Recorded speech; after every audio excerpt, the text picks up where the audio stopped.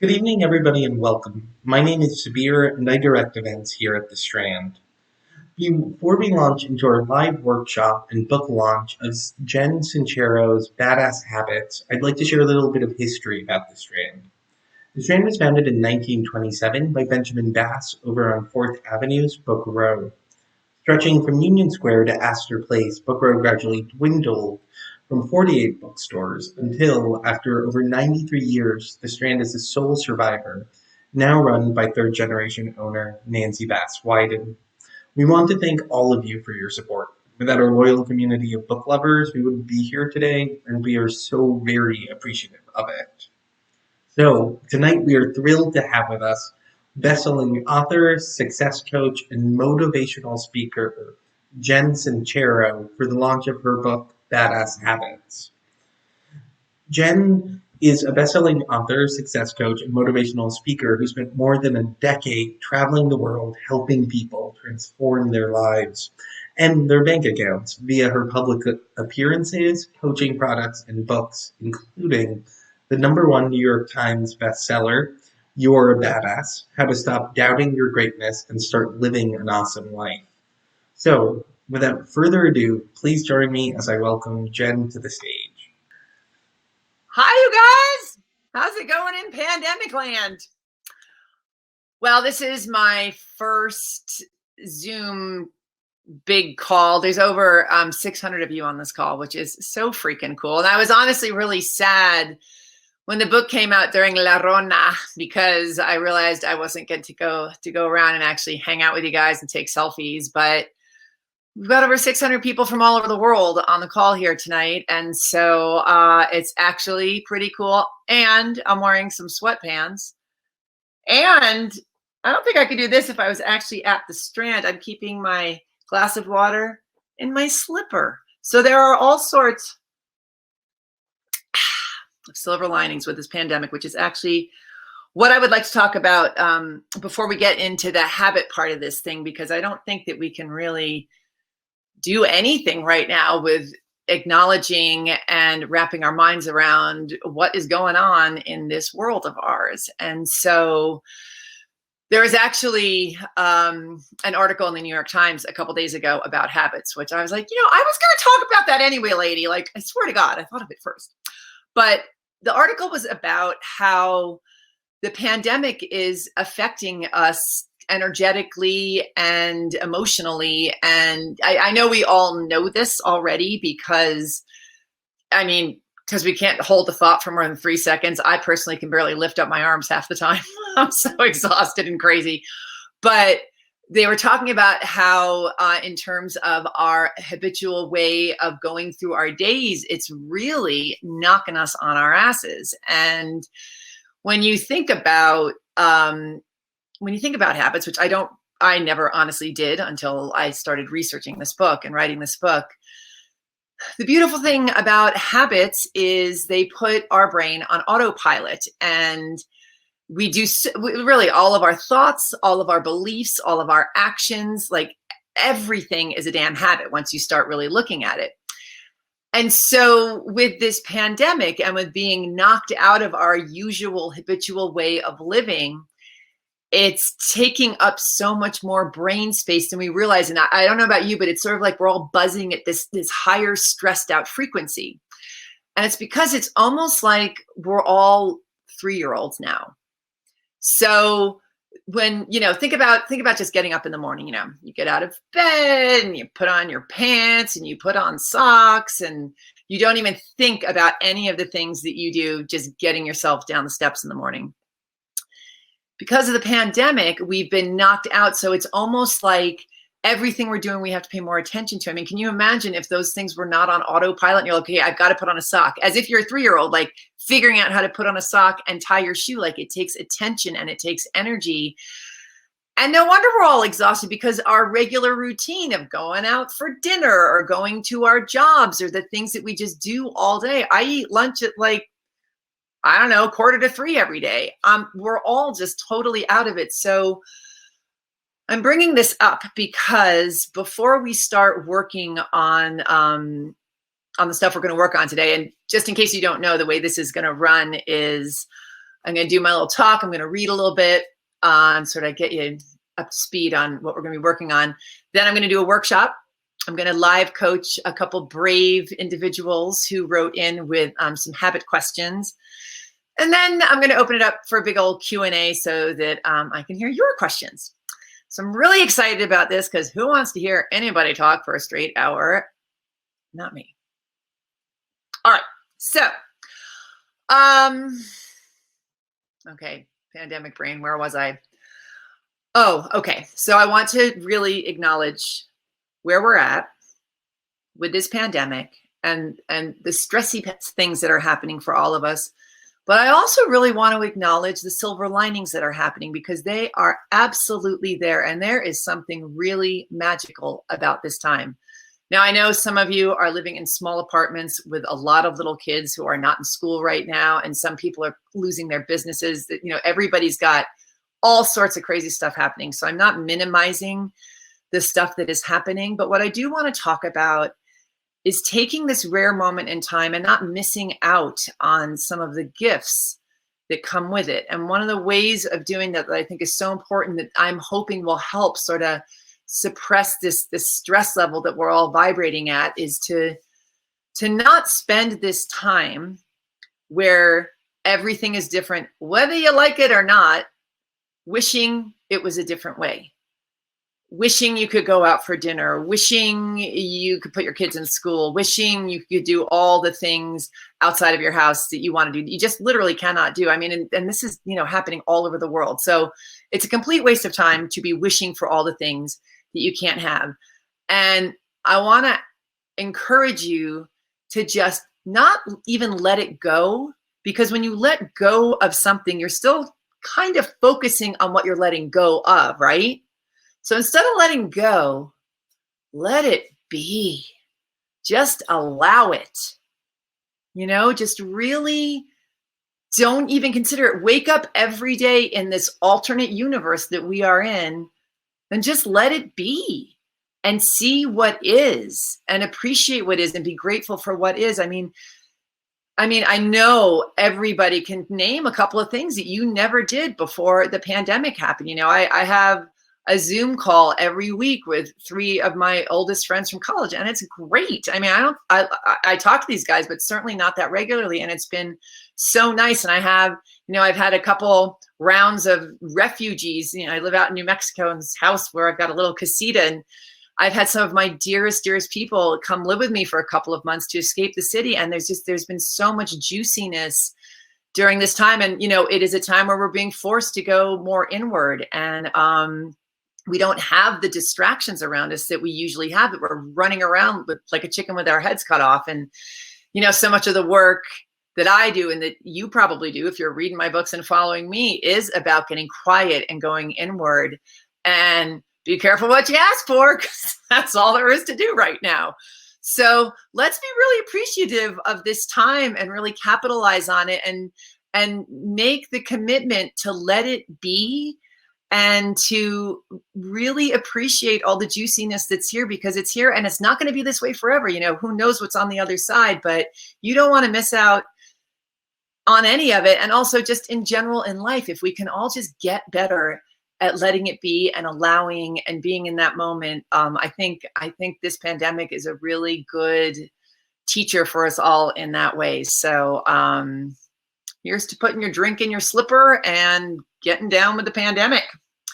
So I am now going to read a little bit from Badass Habits, which comes out today. You guys are my first, today's date is born. I love that I always seem to do my launch day at the Strand because I'm from New York and I love the Strand. And I'm so grateful to you guys for being here for this very exciting moment. So thanks to the Strand, and thanks to all of you guys, wherever the hell you are right now, for tuning in and being here. And I'm real excited. So, okay, let me get my book here. So I'm going to read a little bit about something that I wrote about in my habits book that I was really excited to write about, because what I realized when I was, researching this and looking at the history I've had with my clients coaching and with my own self, I was looking at, why is it so hard to stick to habits? Like, why do we screw it up all the time? Why is it such a drama and such a big thing that we've got to declare, and, this big shift thing that we do? And one of the main reasons that I've found that people don't stick to the habits is because we focus on what we're doing, but we don't focus on who we're being. And because you are all students of badassery and you've all been doing the work, you already know that our thoughts, beliefs, and words dictate our actions, right?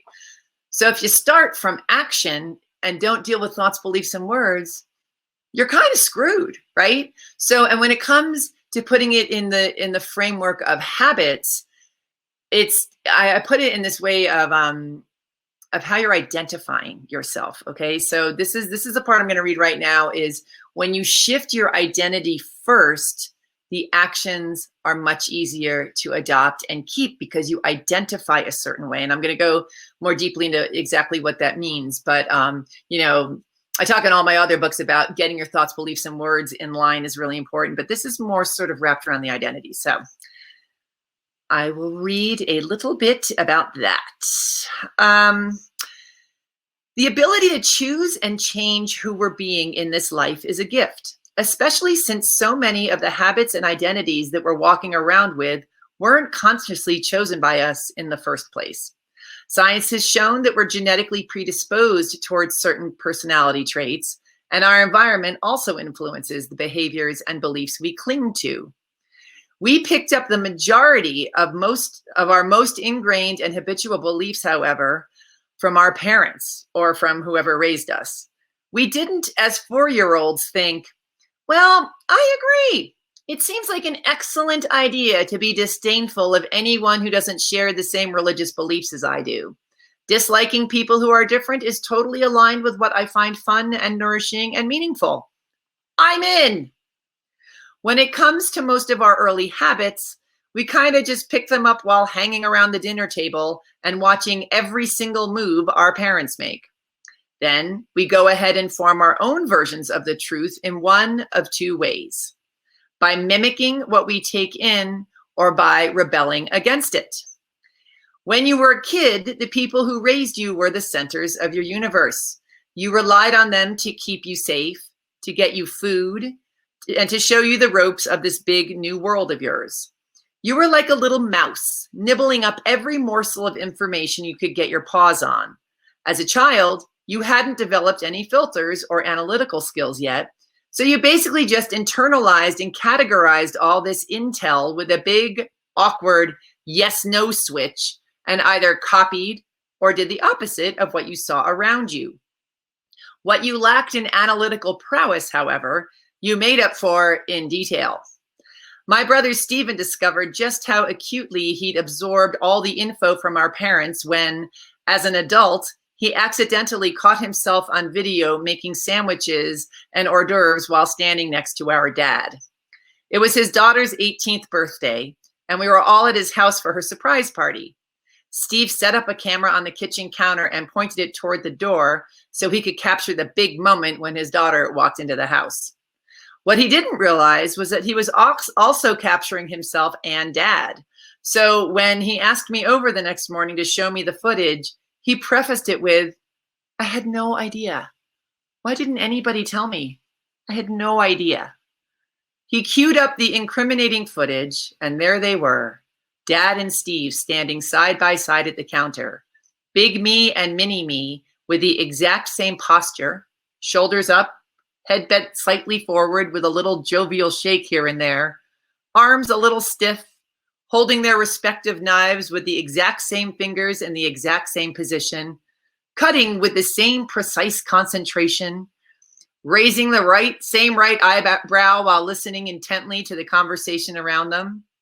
Steve not only set the camera up perfectly, Dad in the foreground, his antipasto plate preparing stunt double slightly off to the right, he couldn't have imitated Dad better if he'd tried.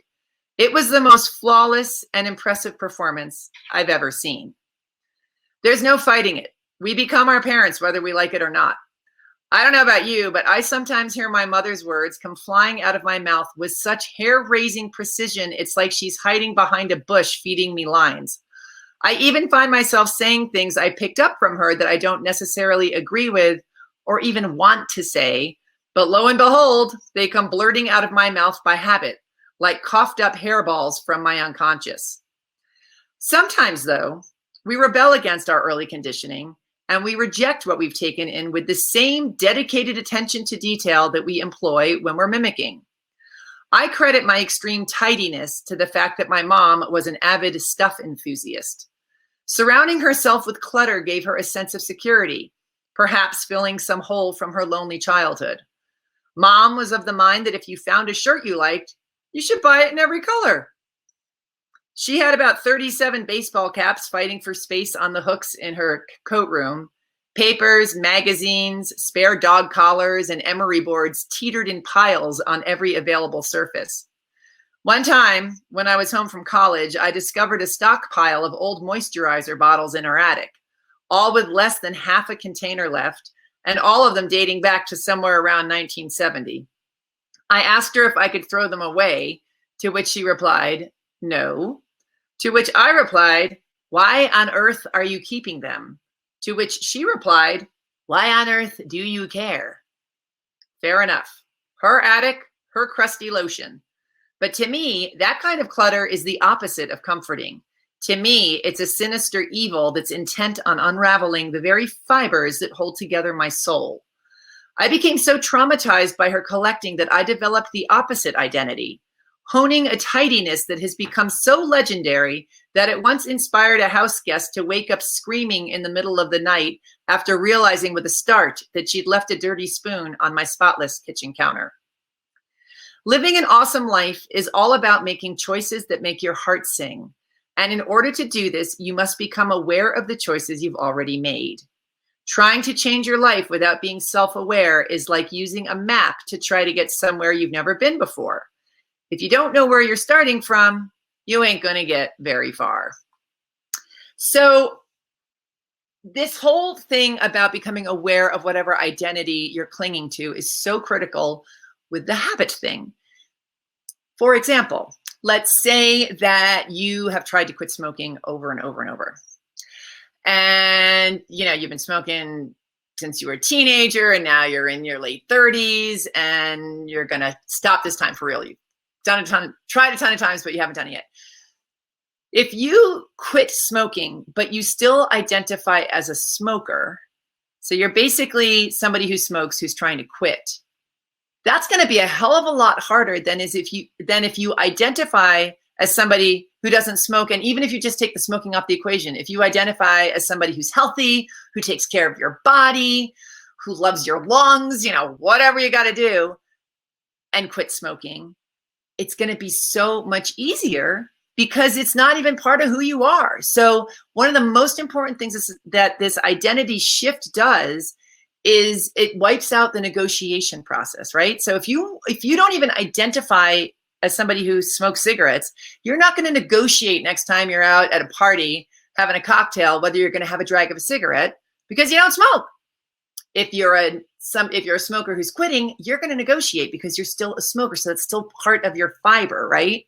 So it really is this whole thing of adopting this identity. And that is done through repetition, through your words, beliefs, and thoughts. And there's a whole bunch of stuff in the book about it. But I really want you to start thinking about how you're identifying because it's critical. This is the reason that, you hear about these people who win the lottery and then they lose all their money, right? They never seem to be able to keep the money. It's because they still identify as somebody who's broke, who just happened to get a shit ton of money, but they don't identify as somebody who's wealthy or who has a wealth consciousness. So it's really about how you're identifying. And we're going to work on some of this with our brave soldiers who are getting coached, which I guess we can start now. Wow, that flew. So now we are going to start the coaching section of the little workshop that we're doing. And let's roll. And so you guys, for those of you who are watching who are not being coached, okay. Hi, Jessica. For those of you who are watching who are not being coached, I really want you to think about a habit that you want to work on while we're doing this workshop, because this obviously isn't all so that we can see how well Jessica's doing and what is she going to do with that habit. It's so that you can apply whatever I'm talking to her about to yourself and some habits. So let's get specific about something that you want to change. And it doesn't have to be some big grandiose thing, but it could really, whatever it is, but just have something in mind so that you can apply what we're talking to your own sweet self. Okay. Hello, Jessica. Welcome. Jen, thank you so much. Thank you so much for being here. Jessica is in Germany. It is 1:00 in the morning for you. 1:30 now. Yeah, exactly. I hope I'm looking kind of fresh. So fabulous. So anyway, thank you so much for being here. This is really great. And I chose your question because she wrote in beforehand, and you were talking about your mantra. And the mantra is the first thing that I have you guys do in the 21-day course that is inside Badass Habits. I walk you through 21 days of sort of little tips that'll kick your ass into changing all this stuff that you haven't been able to change before. And the very first thing I have you do is write a mantra. And Jessica, you said you wrote a mantra, but it ain't doing a damn thing for you. So can you just tell us quickly what's going on with that? Yeah, well, actually, a mantra, but it's more about my money mindset. And maybe some people in here can relate, because I'm trying for like almost 10 years now, and had a lot of coachings and seminars. But I think I really did a lot, from positive affirmations to love letters to money, and feeling like I already have the money, but I'm still struggling every year. And right now, yeah. What was the mantra that you said you were using that wasn't working for you? Actually, it wasn't a special mantra, because over the year I tried so many things, and it's just like, okay, money is coming easily to me from several sources and stuff like that. But I don't feel it actually, because so far it never worked out. That's my experience for me. So, right. Yeah. Do you have any help? What is still missing link or whatever? So there's so many things that go into building wealth consciousness. And I'm just going to say right now, my one big piece of advice, I do want to work on this mantra because it is very important. But for all of you guys, anybody who's trying to shift something and who's done a lot of coaching and has, tried a million different things, I promise you, if you do something that scares the shit out of you every day, you will get so far so fast you won't even remember having this conversation. Right, Jessica? Come on. You've been coached. You know the drill, and the mantra is important, and it will help you to do the scary thing, which is why I really want to talk about this. Because if you're just walking around saying, I'm a money magnet, blah, blah, big whoop-de-doo. If it doesn't mean anything to you. Some of you, money magnet, perfect mantra for you. For Jessica, it's not, right? That's the one you wrote in. You're right. That was the sentence I wrote to you. Exactly. Yes. Yeah. Okay. So you said, I'm a money magnet. Yeah. Okay. So aside from my one tip to go out and scare the crap out of yourself, does that resonate with you? Like, are you sort of like, oh man, she's right. Like, I'm thinking of 4 things I didn't do that scared the shit out of me that I know I should have done if I really was a money magnet, right? Absolutely. Okay. Thank you. But the beautiful thing about these mantras is when, not if, you are faced with the terrifying thing that you must do outside of your comfort zone if you want to grow and be a gigantic badass. If you've got this mantra at the ready, and if it has some emotional juice, everything you've picked does not have emotional juice for you, which is why it's not working. If it has emotional juice, it's going to help you blast through that terror barrier, as we love to call it. So this is why the mantra, and also what the mantra will do is help you recognize the scary situations. Because when you are locked into whatever sad sack mantra you've got going on, or you aren't feeling I'm a money magnet and you're sort of just not engaged, you're still in this sort of limbo, sort of blah zone, right? You need to have so much energy and excitement and chutzpah behind what you're doing, because you're about to scare the living crap out of yourself. So you have to have this energy. You can't go about it just sort of hoping you're going to get your shit together one day and just keep hiring coaches and keep reading books. And you've got to really get that juice. And these mantras are one way. I mean, there's a lot of things that go into it, but they're one way to get the juice. So Jessica, if you can right now, just give me, and be really honest. It's very brave of you to even show up on here. So I really appreciate you coming and putting your face on this screen. But can you name sort of one belief that you like, this sneaky little belief that you have about money that you don't want to admit, that is not something you're proud of? Well, yeah, actually, it is. When I was a little child in school, some girls were not very nice to me. And what I learned, because of some money issues, and what I learned is I have to be nice so everybody loves me, and money is bad, because we had a bit more money than these two girls. Okay. And they always made me feel bad about it. Okay. And so Excellent. This is my belief. I think I still have. I'm trying for more than 20 years to get rid of it, but it's like I always want people to love me, and I know I have to belong, and I only belong when I don't have money. I only belong when I don't have money. There we go. Okay, so you guys out there in habit land, whatever habit you have chosen, I want you to think about why you can't do it, or what your belief is around how come you failed last time, or why it's going to be hard, or just, we get excited, but there's always something sort of on the side, just like, it's not gonna happen. So we've all got those. So I want you to think of whatever your number one objection is, just sort of that knee jerk, sort of the way you just did it. And now I have forgotten what you said. I can't have money? No.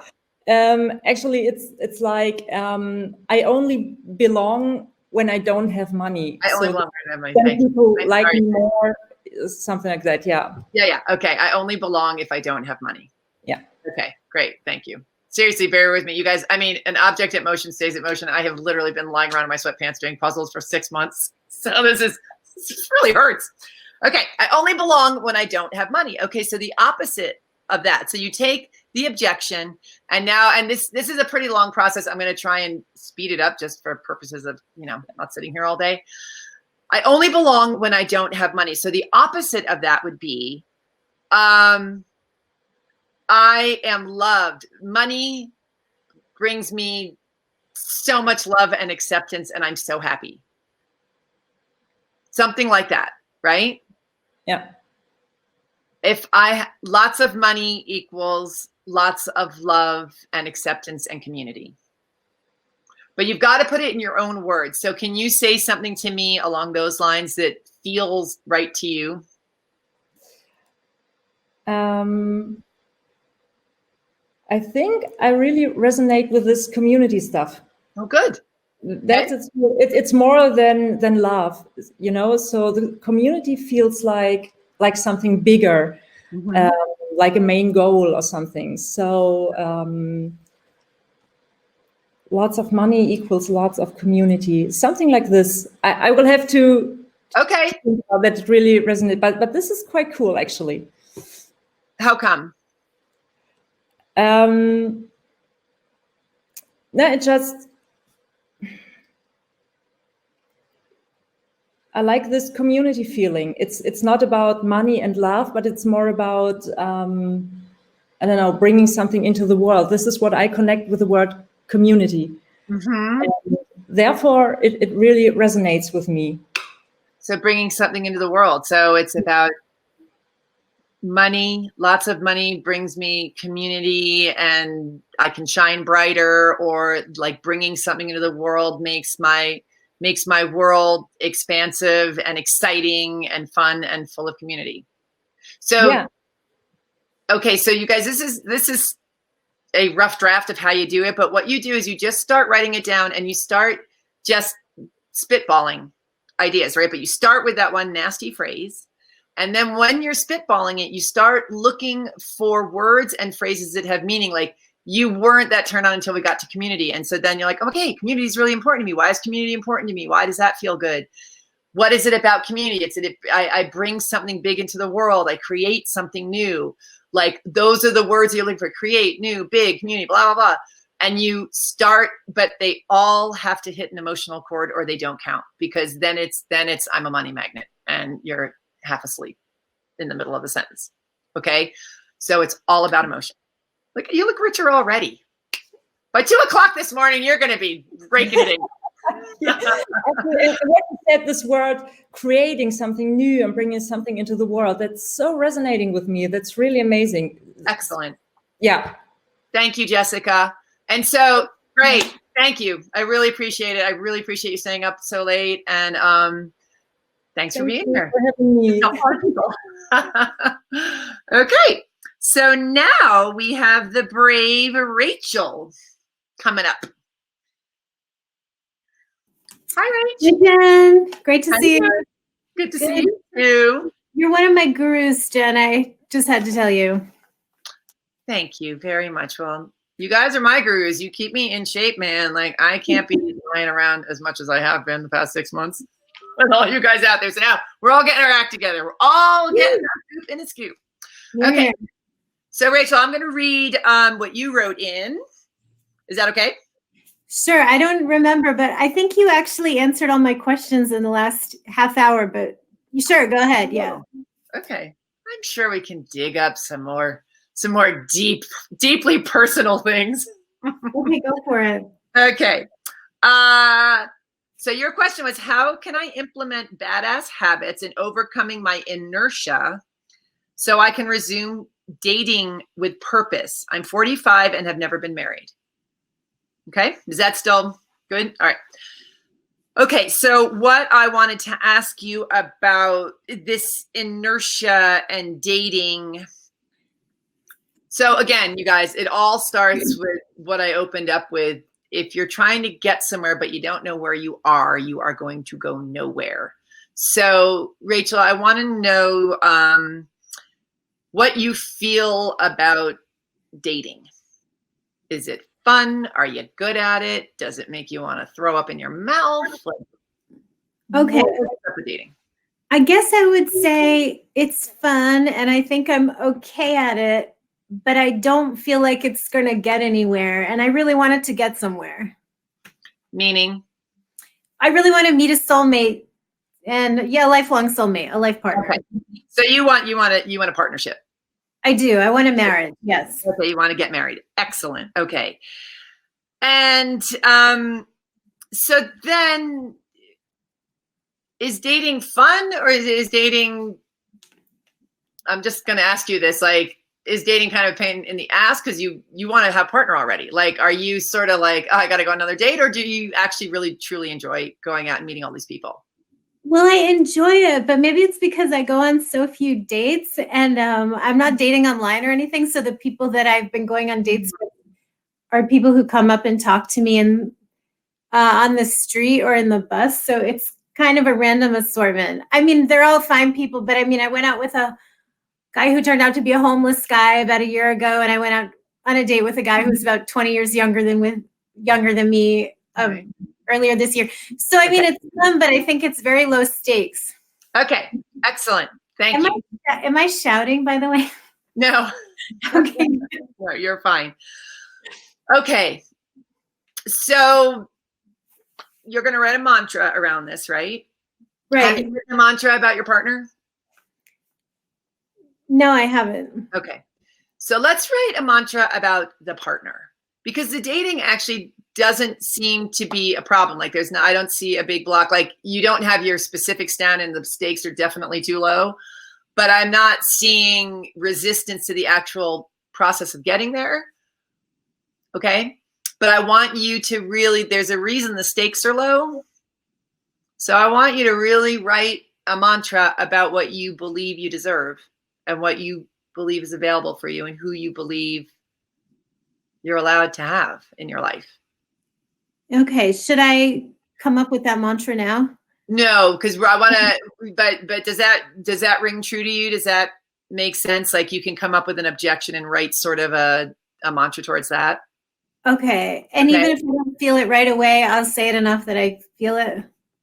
As long as it has emotion. Like, the thing with the mantra is you don't have to believe it, because it is a whole new thing. Like, you haven't gotten there yet. You just have to have excitement around it. the belief will come eventually once you're standing in it. But the excitement is the thing that's going to propel you to do the scary things that you've got to do. Okay. And so I'm going to take, actually, since we already worked on mantras, I wanted to work on some other parts of the book. And, okay. So if you have inertia around dating, like dating is how you're going to meet somebody. And I realize we're in an alternate universe right now where it's very strange meeting people because half of their face is covered. However, I do believe there are silver linings in this alternate universe. And I think meeting somebody during this pandemic could be a really cool, new, weird thing, right? So and you live in New York, right? No, I'm in the Boston area. You're in Boston. Okay. But yeah, and you're in a city. Yeah. Okay. So when you say that you have inertia, you're just not getting yourself out there. You're not getting online. You're not doing what you need to do. Right. I mean, I think back in February or March, I went back on Tinder for a couple weeks, but it wasn't really working out. So I switched my GPS to Mumbai. So now I get matched with guys in India. So, and then I just stopped checking it. Yeah. That's an interesting tactic. Okay. All right. So here's what I want you to do. You're going to write the mantra, and then we're going to get into specifics about where you're at and where you want to go. Okay. So one of the first things I want you to do is to become aware of the top 3 excuses you have, and this goes for all you guys out there. So when you think about dating and meeting somebody in Boston and not Mumbai, that sounds, you can't even get on a plane right now. So interesting way to do it. But so come up with your top 3 objections right now off the top of your head that you can think of about meeting somebody. Perfect for you. Just give me top 3. Okay. I would say I'm not together enough. Okay. And I feel like it's not going to happen because it hasn't happened yet. And maybe the other one is I want to lose 30 pounds first. Okay, great. Okay. So you guys, this is kind of like writing the mantra. The mantra is much more deep, and that's your steady, that's sort of like your prayer. But this setting yourself up with the comeback to the comeback, that's what we're going to call it, is I'm not together enough. What is the opposite of are you together enough? Like you're showing up for this call, you got a place to live, like you're a gorgeous young woman, like, right? Whatever your top 3 objections are, have something at the ready to beat it back in its hole, because they're going to come up. That's the beautiful thing about us, you guys, is we're so unoriginal when it comes to our neuroses and our self-loathing and the specific things that we've decided about ourselves that are not at all true, that are just belief systems. And we repeat them over and over and over, and they create ruts in our brains, and these ruts get so deep that we take them on as truth, right?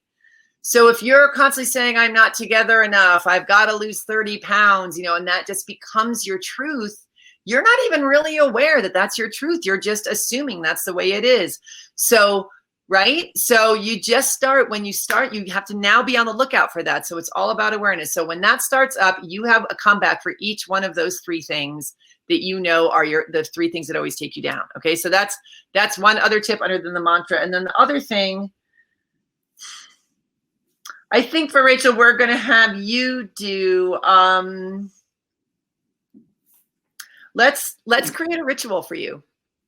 I love it. Okay, great. Okay, so a ritual, you guys, with the habit thing. So one of the key things to getting anything to stick as a habit is repetition. As I just said, like we keep saying the same things over. So we have terrible habits, and that's all from the repetition.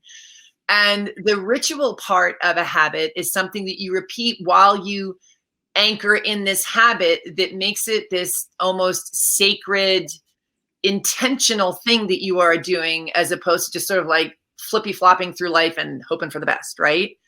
So you're going to create a ritual when you start to pull in this partner of your dreams. So maybe, let's say, if you start online dating, in the Boston area, please. Okay. When you sit down to go online, what could be a really lovely ritual for you to just really set this intention and to remember your mantra and to to remember all the juicy comebacks that you've got to all these negative things you say, what can be a good ritual for you to anchor that in, do you think?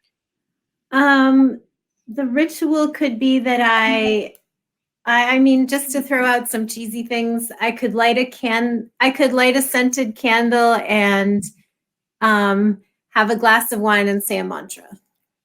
I love it. Okay. Every single time. And do you see how that'll sort of like anchor it in and make it more serious, as opposed to like, I'm going to check and see if there's any non-losers on Tinder, right? Like, it's really an intention. And, maybe you look at your list that you've written for your partner with all of the specifics written down and really feel their presence and really get in that juicy space with them and do your ritual and get in there. Okay. That sounds good. Good. And I can do a ritual when I go out into the world as well. I love it. Even with my mask on. Okay, great. Okay. Okay. Thank you so much, Jen. I hope to see you in person again. Bye. Bye. Thank you so much. Okay, what time is it now? Oh, gosh. All right. I think we are ready to open it up for the Q&A. So he's back. Yay. Thank you so much. Those workshops were fantastic. Thank you to the people who volunteered to share themselves with us. I know. So brave. So brave. That takes serious cojones to like be in front of hundreds of people with no faces and share your deepest, darkest secrets. It's huge. But that's the only way that we change, right, you guys, is by like being willing to just be like, here's all my sludge. Like, I'm ready to get rid of it. And you got to throw it out there. So thank you so much, Jessica and Rachel. That was amazing. Okay. Let's get some other bravies. You guys don't have to show your faces, but we still love you and appreciate you. And it's still very brave to even ask a question. So let's roll. So we have a ton of questions. Okay. I got nothing to do, so answer them all. Okay, so you touched on this somewhat in the beginning, but one of the most popular questions is, with 2020 being a total mess, how can we focus on being our most badass selves when so much nastiness weighs us down? I've come so far in my life, and yet when I try to move forward, I feel weighted down by everything going on. It's all where you place your focus, right? Every moment of every single day, we have a choice. And this is the beautiful thing about being a human being, is this magnificent power of choice that we forget about. And again, this is where the awareness comes in. And this is all the work we do starts with awareness. So if you are feeling weighted down, and I'm not saying you don't have problems, and I'm not saying the world is not a shit show. The world is also a place rife with miracles and beauty and laughter and amazing friends. And there's just as much shit as there is miracles, in my opinion. And so where are you going to place your focus? And you guys, it's not about denying that there's problems in this world and turning your back and not being of service at all. But you cannot be of service if you are weighed down by a two-tongued gorilla of despair and woe is me and hopelessness. So you've got to shift your focus onto the little, maybe you've just got some little things, but maybe it's your kids or, that phone call from a friend or, just helping somebody pick something up off the street. There's a million things to be grateful for, and there's a million places you can put your focus that will lift you up. So get really good at catching yourself when you're not doing that and just retraining your focus. Right. Then our next question is from Barath. Please forgive me if I mispronounced your name. And they ask, morning habits. Hi, Jen. What's your badass morning routine? Well, mine... Or what would you suggest as a... Actually, I am now reading a really great book called The Presence Process, and it is about meditation. I have fallen off the meditation bandwagon with a very loud thud, and I have gotten back into it, doing it in the morning, because I think it's interesting that you asked what my morning process is. Because in the morning, it's before everything starts to come in and all the distractions. And even during the pandemic, when I personally don't have that many distractions, it is the time when I just don't have a trillion little thoughts running through my head. So 15-minute meditation in the morning. If I'm kind of in a slowing down phase right now because I just wrote a book and I just renovated a house and I'm really just letting myself sort of do whatever the hell I want. So part of my morning ritual is doing whatever the hell I want. But the meditation is important because that's something I really think is very important. And so I'm doing that in the morning. And I drink a huge glass of water every morning too. But that's all I got right now. When I'm being more productive and more ambitious, I always am reading some self-help book and doing a lot more stuff. But right now it's meditation, doing whatever the hell I want, and drinking some water. That is very solid advice. Right. Our next question is from Jamie, who says, I often feel all in. I decide that I'm doing this, darn it. And then that feeling fades. I feel like I don't trust myself anymore when I feel all in. Do you have any advice? Yes.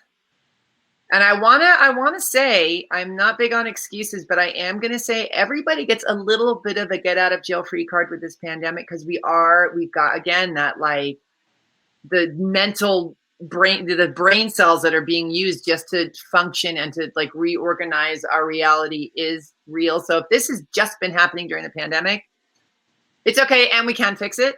But everybody just gets a little get out of jail free. My advice to you is to get some sort of spiritual gym routine down. And especially if this is something that you feel like you've gotten yourself pumped up and then it fades and you get yourself pumped up and it's kind of a recurring thing, keep it short and sweet. Don't bite off too much because I think the number one killer of all of our ambition and, declarations of greatness is overwhelm. We get too overwhelmed. So keeping it small is totally the way to go. So I'm going to recommend to you, Jamie, a very small spiritual gym practice every single morning. So again, for those of you who don't know, going to the spiritual gym is working that spiritual muscle by reading a page of a self-help book, or 10 pages or whatever. But every damn morning you are reading from that book, or you're listening to a guided meditation, or you're watching some motivational speaker, or you're listening to music that makes you feel like you can go out and flip over a Buick, or you're having a call with a mastermind partner. What is it that works for you? I've got in all of my books, I sort of lay out what spiritual gym practices are. You got to have one. You've got to. It's like any other muscle in your body. You don't go to the gym, get in shape, and then you don't have to go to the gym anymore. You've got to keep working those muscles. So having some kind of spiritual gym practice is paramount if you want to keep going. You will fall off and you will have days where you're having a temper tantrum and feel like a big pile of poo. That's okay, but you get back in that gym. To sort of ride off of that, we have a question from an anonymous user who asks, how can we be gentle with ourselves while developing new habits? I often start a new habit, then stop and get so discouraged it's hard to pick up again. Right. Again, teeny tiny moves will save your ass. And also getting back on the horse immediately.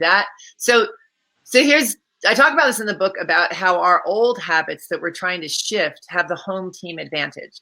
They're the ones that you've been identifying with. They're the ones that have dug the deepest rut in you because you've been doing them so often, right? It just keeps going and going and getting in deeper and deeper. So they've got a real stronghold on you. When you start this new habit that's just got this little shallow, teeny, tiny rut, it almost, it stands a chance, but you got to keep going for it to get as deeply ingrained as the old habit, right? So you just got to stick with it. Habits are all about repetition. So when you fall off, which everybody does, right? We do our best. We're fallible, big deal. So you fall off, you don't make it a big drama. You don't start identifying as somebody who fucked up this habit and who can't stick to their habits. You maybe feel badly about yourself for 10 minutes and then you get back on the horse. You just get back in right away. It really is about that speed of getting back in. Because the longer you wait, the farther away it gets. And our next question is from Kelly, who says, I notice myself shying away from opportunities to pitch/promote myself. How can I make a habit out of doing this with confidence? Get clear on why you're scared of doing it.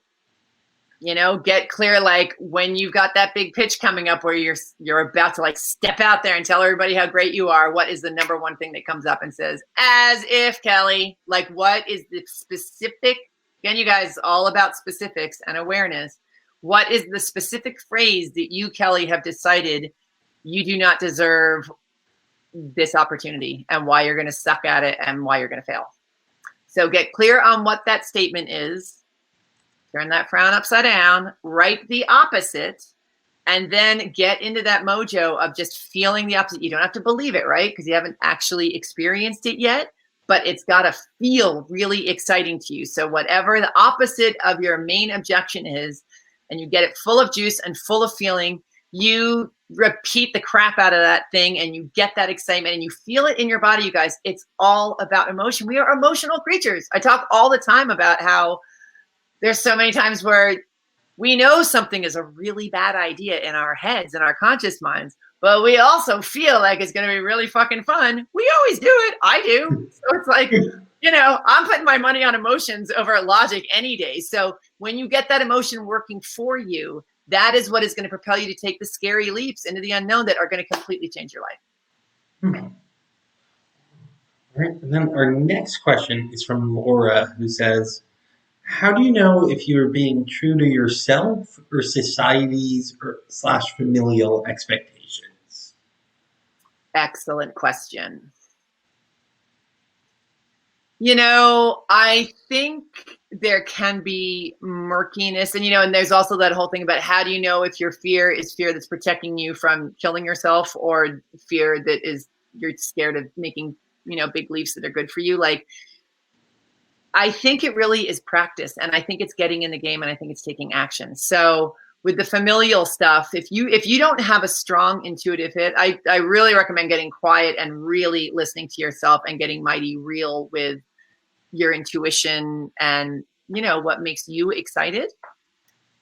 However, I am aware that sometimes we're so tangled and enmeshed in the familiar stuff, we just can't see the forest for the trees.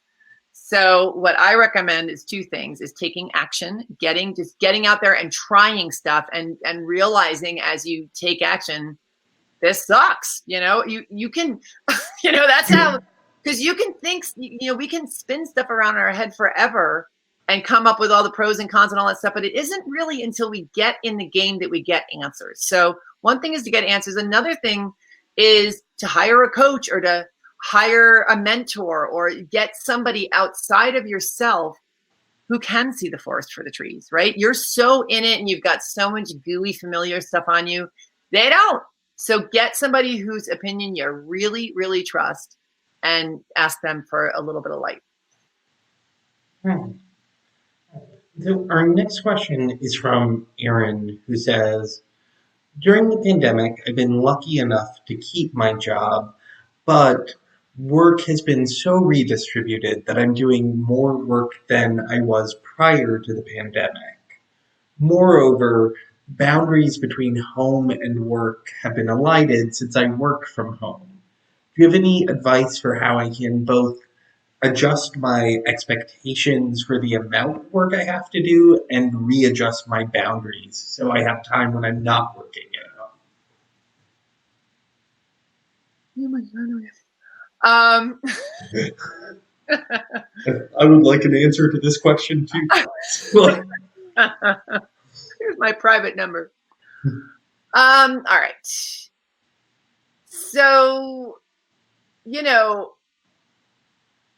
can you just repeat the final question about just the last sentence, please? Oh, sure. So Aaron asks, how can I maintain boundaries between work and home? Mm-hmm. And sorry, I have to go back and find it. But essentially the last sentence was, one, how to create boundaries between when to stop working at home, Mm-hmm. and also how to explain that there is too much work to be done to their boss. Oh, okay, being clear. All right. Well, the boundaries at home, it really is about getting very specific. It's, you know, again, I think that we suffer, we get vague when we get scared. right? And we've also made boundaries to be this big bad wolf that means you don't care about other people, that you're selfish, that, you know, you're making an ultimatum. Meanwhile, a solid boundary is such a gift to everybody, because if you don't have good boundaries, you know, what does that usually lead to? Resentment, exhaustion, passive aggressiveness, super fun stuff. So boundaries are really good for everybody involved. So let's start with that repurposing of boundaries. If you think of boundaries as something that help everybody, they're going to be a lot easier for you to set, right? So getting specific with your family, and I know, you know, every day is different and all sorts of stuff comes up, but if you really have a certain time that you are unavailable for A, B, C, and D, then you're unavailable for that time. You know, you just got to get clear about the times and what you're available for, and just the specifics of the boundaries you need to set at home. I mean, without going, I don't know so much about your situation, but I would just say it really does come down to specifics and decriminalizing boundaries themselves. As far as work goes, you know, if you're being worked to the bone and not compensated, that's not cool. And it's not about being so grateful that you have a job that then they get to treat you like a doormat. So get specific about what you're available for before making that call, and just lay it out there and be like, listen, this is what I used to do. This is what I'm doing. This is what I'm getting paid.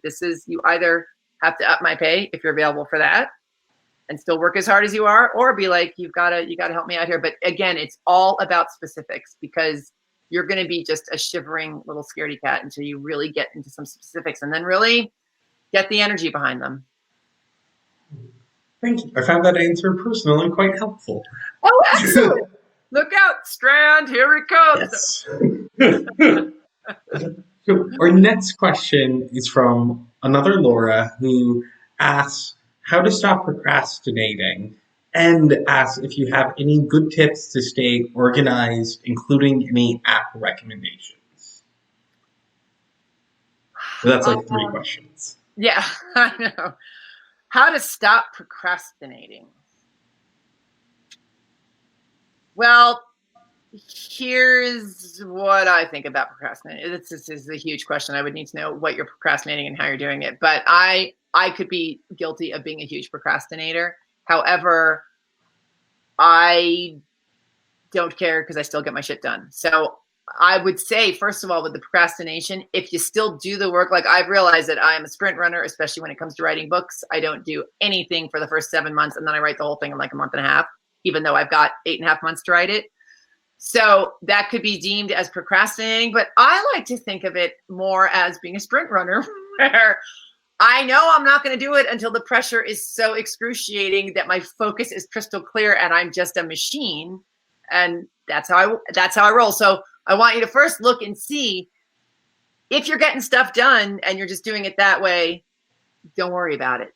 But if you're just actually not getting things done, I would dig a little bit deeper and be like, and look for the specifics of the fear around getting it done, or the beliefs about your procrastination, or why you suck at showing up, or whatever. You know, again, it really comes down to our own personal dialogues and beliefs and thoughts, because that's what creates our reality. So your reality is that you're a procrastinator. What the hell is that about? Like, find out what the specifics are about that for you, and then make a better decision. You know, but again, I'd really have to know more about it. Yeah, and apps for organization. No, I'm over 50. I'm done. This piece of paper. Well, unfortunately, we only have time for one last question. So I think this will be a good one to end on. Excellent. Which it's from Anonymous, and they ask, my question revolves around getting coached and knowing when to move on from one coach to another. How do you know when to move on? Well, again, I'd have to know more about what your relationship is and what everybody's bringing to the party. But I would say a good place to start is if you feel like they're not challenging you anymore, or if you feel like you've gotten so specific with what you're doing that maybe you need to hire somebody. Maybe they were there just to get you out of your rut and to help you believe bigger and to take big risks, but maybe you need somebody more specialized. Again, get very specific about what you want to create and then hold that up against, can this coach help me? And also while you're doing that, be very clear about, is this coach able to do it and I'm being a weenie about doing what this coach says? Or is this coach really just not pushing me in ways I want to be pushed? But again, it comes down to specifics. Yeah. And then there's actually one more question I'm going to slip in. You. Let's just keep doing one more. So it's been upvoted very quickly. Oh. So it says, in the current climate where a lot of women are working from home, but also moms, what's your best tip for managing it all without self-destructing? Without self-destructing. Oh, moms, I respect you so much. I got to say, boundaries, really about setting boundaries, getting help if you can, however that is, and letting it fall apart a little bit. Not being so perfect right now. You got a lot on your plate, lady, and it's a crazy time. So, you know, when we talk about having it all unravel, like maybe it does unravel and maybe it's okay right now. You know, like I really think one of the most important things right now is being really nice to yourself, because you are not operating under regular circumstances. And I think that we've all got to really be really nice to ourselves. So I do think setting boundaries, getting help, delegating where you can, you know, all those things. But I think it's also about letting yourself just slack it off a little bit. I really think that for all of us, I think it's really important right now. Thank you so much for just sharing your wisdom and knowledge with all of us tonight. It's been a fantastic event. Oh, thank you so much. This was so great, you guys. And seriously, like I was really nervous about the technology, and my dog's been scratching at the door the whole time. So it's like, this was beautifully, beautifully executed. You're amazing at this. This was so wonderful. Thank you so much. And thank all of you guys for showing up for this. I just, I will be back on the road someday, and I cannot wait to see you in person, but this was really, really wonderful. So thanks so much. Thank you, everyone, and have a good night. Yeah, you too. Take care.